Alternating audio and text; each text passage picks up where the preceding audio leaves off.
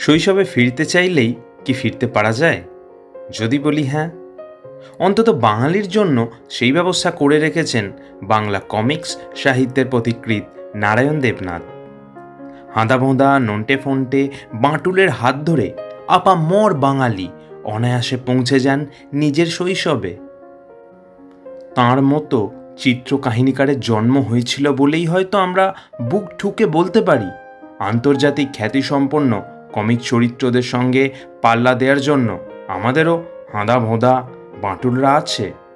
তিনি একমাত্র ভারতীয় যিনি কমিক শিল্পী হিসেবে ডিলিট পেয়েছেন সাহিত্য একাডেমি, বঙ্গবিভূষণ, পদ্মশ্রীর মতো সম্মান।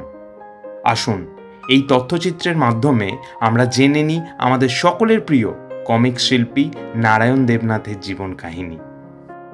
নমস্কার, সব বাংলায় ভিডিও চ্যানেলে আপনাদের স্বাগত। আমাদের ভিডিও চ্যানেলে আমরা নিয়মিত তথ্যমূলক ভিডিও প্রকাশ করে থাকি। এই ধরনের তথ্যমূলক ভিডিও ভালো লাগলে লাইক করে আমাদের উৎসাহ দিন। নারায়ণ দেবনাথ ভারত তথা বাংলার অন্যতম একজন বিখ্যাত কমিক শিল্পী, আলংকারিক তথা শিশু সাহিত্যিক। হাঁদাভোঁদা, বাঁটুল দি গ্রেট, নন্টে ফন্টে ইত্যাদি কালজয়ী সব কমিক্সের স্রষ্টা তিনি। দীর্ঘ 50 বছরেরও বেশি সময় ধরে সমান জনপ্রিয়তা সহকারে তাঁর লেখা হাঁদাভোঁদা পাঠককে মুগ্ধ করেছে। ইউরোপের লরেল এবং হার্ডির আদলে গড়া তাঁর হাঁদাভোঁদার চরিত্র দুটি আজও বাঙালি পাঠকের একান্ত আপন। 1925 সালের 25শে নভেম্বর হাওড়া শিবপুরে নারায়ণ দেবনাথের জন্ম হয়। শিবপুর রোডে শিবপুর হিন্দু গার্লস স্কুলের কাছে একটি দোতলা বাড়িতে তিনি থাকতেন। তাদের আদি নিবাস ছিল ঢাকা জেলার বিক্রমপুরে। তার বাবা কাকাদের পারিবারিক সূত্রে গয়নার ব্যবসা ছিল। নারায়ণের কাকা ছিলেন পেশায় নকশাদার, সাথে রিলিফের কাজও করতেন। কাকার কাজ দেখেই নারায়ণ দেবনাথের ছবি আঁকা শুরু হয়। শৈশব এবং কৈশোরে ভালো কোনো ছবি দেখলেই অনুকরণ করার চেষ্টা করতেন তিনি। আত্মীয় ও প্রতিবেশীরা তাঁর বাবাকে প্রায়ই নারায়ণকে আর্ট কলেজে ভর্তি করার কথা বলতেন। দ্বিতীয় বিশ্বযুদ্ধের সময় পাড়ার এক বন্ধুর উৎসাহে ও জোড়াজুড়িতে একটি বেসরকারি আর্ট কলেজে ভর্তি হন নারায়ণ দেবনাথ। সেই কলেজের প্রিন্সিপাল লন্ডনের রয়্যাল কলেজ অফ আর্ট থেকে পাশ করে এসেছিলেন। নারায়ণকে তিনি খুবই ভালোবাসতেন। 2 বছর পর সেই কলেজ যুক্ত হয়ে যায় ইন্ডিয়ান আর্ট কলেজের সঙ্গে। কমার্শিয়াল আর্ট বিষয় নিয়ে পড়তে শুরু করেন নারায়ণ, কিন্তু 5 বছর পড়ার পরেও চূড়ান্ত বর্ষের পরীক্ষা না দেয়ায় আর্ট কলেজ থেকে কোনো ডিগ্রি তিনি পাননি। আর্ট কলেজ থেকে পাশ করার পর প্রথম দিকে লেবেল, সিনেমা স্লাইড ইত্যাদির কাজ করতে শুরু করেন তিনি। ফ্রিল্যান্সার হিসাবে বিভিন্ন বিজ্ঞাপনী সংস্থায় লোগো আঁকার কাজও করতেন। সারা জীবনে কোনো বাঁধা বেতনের চাকরি তিনি করেননি। তবে একসময় গড়ানহাটার দাস ব্রাদার্স প্রেসে আলতা ও সিঁদুরের প্যাকেটের ওপর লেটারিং করার কাজ করতেন। লেটারিং শিল্পী হিসেবে নারায়ণ দেবনাথ ওই প্রেসে ধরাবাঁধা কাজ করেছিলেন কিছুদিন। এই সময় পর্বেই বিখ্যাত কবি কালিদাস রায়ের ত্রিবেণী নামের একটি কবিতার বইয়ের একটা সংস্করণের প্রচ্ছদ এঁকেছিলেন তিনি। সেই সূত্রেই দেব সাহিত্য কুটির প্রকাশনীর সুবোধ মজুমদারের সঙ্গে তাঁর আলাপ হয় এবং দেব সাহিত্য কুটিরেই কাজ করতে শুরু করেন তিনি তখন থেকে। 1950 সাল থেকে দেব সাহিত্য কুটিরের ছোটদের শুকতারা পত্রিকার অলঙ্করণ এবং প্রচ্ছদ করার কাজ নিয়মিতভাবে তিনি শুরু করেন। শিল্পী প্রতুল বন্দ্যোপাধ্যায়ের কাজ দেখেও বহু কিছু শিখেছেন নারায়ণ দেবনাথ। তাঁর সঙ্গে বেশ হৃদ্যতা ছিল নারায়ণের। প্রতুল বন্দ্যোপাধ্যায়ের বাড়িতে পুরনো ইলাস্ট্রেটেড ইংরাজি পত্রিকার ছবি দেখে অলঙ্করণের খুঁটিনাটি সম্পর্কে আরও উৎসাহী হয়ে পড়েন তিনি। ধীরে ধীরে নিজের একটি স্বতন্ত্র মৌলিক ঘরানা তৈরি হয়ে যায় তাঁর। প্রতুল বন্দ্যোপাধ্যায় তাঁকে পরামর্শ দিতেন, হিউম্যান ফিগার আঁকতে গেলে সবার আগে অ্যানাটমিকে জলের মতো আয়ত্ত করে ফেলতে হবে। সে কথা অক্ষরে অক্ষরে পালন করেছিলেন নারায়ণ দেবনাথ। 1950-এর দশকের মাঝামাঝি সময় থেকে আনন্দবাজার পত্রিকার ছোটদের বিভাগ আনন্দ মেলাতে কাজ করতে শুরু করেন তিনি। 1961 সালে আনন্দমেলা নামের সাপ্তাহিকী পত্রিকাতে রবীন্দ্রনাথের শতবার্ষিকী উপলক্ষে রবি ছবি নামে একটি ধারাবাহিক কমিক্স করেন নারায়ণ দেবনাথ। এই কমিক্সের পাতার লেখক ছিলেন সেকালের আনন্দমেলার সম্পাদক বিমল ঘোষ। তারপর একইভাবে বিবেকানন্দ, শিবাজি প্রমুখদের নিয়েও কমিক্স করেছেন তিনি। 1962 সালে সুবোধ মজুমদারের ছোট ভাই ক্ষীরোদ মজুমদারের অনুরোধে শুকতারা পত্রিকায় নারায়ণ দেবনাথ প্রথম হাঁদা ভোঁদা কমিক্স আঁকা শুরু করেন। বিদেশি কিছু কমিক্সের অনুসরণ করে বাংলায় কমিক্স তৈরি করতে বলেছিলেন ক্ষীরোদবাবু।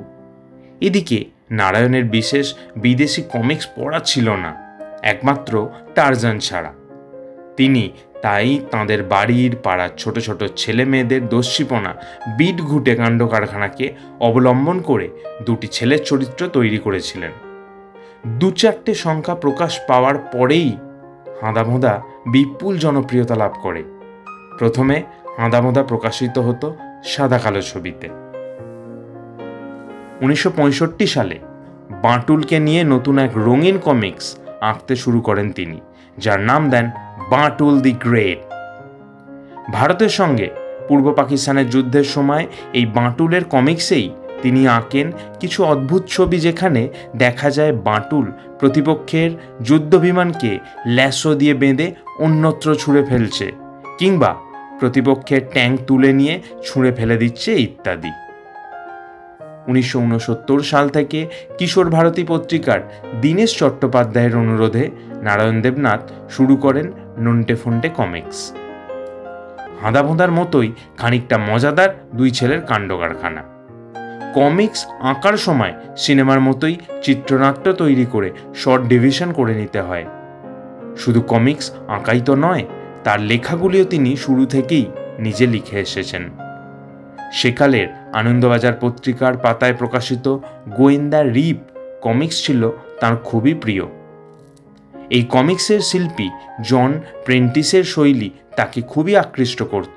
পরে এক সাক্ষাৎকারে নারায়ণ দেবনাথ বলেছেন যে জন প্রেন্টিসের আঁকার শৈলীকেই ভারতীয় ঘরানায় ফেলে নিজস্ব করে তুলেছেন তিনি। একই সঙ্গে বাহাদুর বেড়াল, সিক্রেট এজেন্ট কৌশিক রায় ইত্যাদি কমিক্সও আঁকতে শুরু করেন নারায়ণ দেবনাথ। তাঁর লেখা গোয়েন্দা কৌশিক রায়ের প্রথম গল্প প্রকাশ পায় 1975 সালে সর্পরাজের দ্বীপে নামে। অলঙ্করণের সময় কখনো কোনো ফাঁকিবাজি করতে দেখা যায়নি তাঁকে। তাঁর অলঙ্করণে যে কোনো বস্তুই নিখুঁত হয়ে উঠত। কোনো একটি বিশেষ চরিত্রের পোশাক কী হবে তা ঠিক করার জন্য প্রচুর বইয়ের দোকানে ঘুরে ঘুরে রেফারেন্স বই জোগাড় করতে হয়েছে তাঁকে। সেকেন্ড হ্যান্ড বিদেশি ছবির বই সংগ্রহ করে সেখান থেকে ধারণা পেয়েছেন তিনি। 1972 সালে মনোরঞ্জন ঘোষের লেখা পরিবর্তন বইয়ের প্রচ্ছদ এঁকেছিলেন তিনি। এই বইটি প্রথমে 1950 সালে প্রকাশ পেয়েছিল। পরে এই বইয়ের কাহিনী অবলম্বনে 1955 সালে জাগৃতি নামে একটি চলচ্চিত্র মুক্তি পায়। কিছুদিন পর এই বই নিষিদ্ধও ছিল। পরে 1972 সালে পুনর্মুদ্রিত হয় এই বইটি। সেই সংস্করণেই প্রচ্ছদ আঁকেন নারায়ণ দেবনাথ। এই বইয়ের কাহিনীতে যে দুই হোস্টেল নিবাসী বালকের কথা ছিল, সেই থেকেই নন্টে ফন্টের কাহিনীর রূপ দেন তিনি। হোস্টেলের এক সুপারিনটেন্ডেন্ট নন্টে আর ফন্টের সিনিয়র দাদা কেলটুরাম এইসব চরিত্র আজও বাঙালিদের স্মৃতিতে অমলিন। নন্টে আর ফন্টে থাকত এক মফস্বলের হোস্টেলে। একই হোস্টেলে থাকে কেলটুরাম, যে কিনা সবসময় তাদের দিয়ে নানাবিধ কাজ করিয়ে নিতে চায়, তাদের বিপদে ফেলার চেষ্টা করে। সেই হোস্টেলের সুপারিনটেন্ডেন্ট ছিলেন এক মোটাসোটা ব্যক্তি, যিনি আবার খাদ্যরসিকও ছিলেন। সবসময় কেলটুরাম স্যারের চোখে ভালো হওয়ার চেষ্টা করে, কিন্তু শেষে দেখা যায় সবসময় তার বদমাইশির জন্য স্যারের কাছে বেদম মার খায় কেলটু। 1981 সালে প্রথম এই কমিক্সটি বই আকারে প্রকাশ পায়। তার সৃষ্টি বাঁটুল বাংলার একমাত্র অতিমানব। 40 ইঞ্চি বুকের ছাতি নিয়ে সে অসীম দুঃসাহসে সমাজের সকল দুষ্কৃতী অপরাধীদের সাজা দেয় আর ভালো মানুষদের সাহায্য করে। কোনো ভয়কেই সে তোয়াক্কা করে না। তার কমিক্স অঙ্কনের স্বীকৃতিস্বরূপ 2013 সালে সাহিত্য একাডেমি এবং বঙ্গবিভূষণ পুরস্কার পান নারায়ণ দেবনাথ। তিনি একমাত্র ভারতীয় তথা বাঙালি কমিক শিল্পী যিনি ডিলিট উপাধি পেয়েছেন। 2021 সালে ভারত সরকার নারায়ণ দেবনাথকে ভারতের চতুর্থ শ্রেষ্ঠ বেসামরিক সম্মান পদ্মশ্রী পুরস্কারে ভূষিত করেছে। 2022 সালের 18 জানুয়ারি নারায়ণ দেবনাথের মৃত্যু হয়। ভিডিওটি ভালো লাগলে লাইক এবং শেয়ার করবেন। কেন করবেন? কারণ সব বাংলায় গত প্রায় 10 বছর ধরে বাংলা ভাষায় সঠিক ও নিরপেক্ষ তথ্যভাণ্ডার গড়ে তুলতে আপ্রাণ চেষ্টা করছে। সস্তায় জনপ্রিয় হওয়ার মতো ভিডিও সব বাংলায় বানায় না। অনেক পড়াশোনা করে বাঙালির জন্য বানায় এই সমস্ত ভিডিও।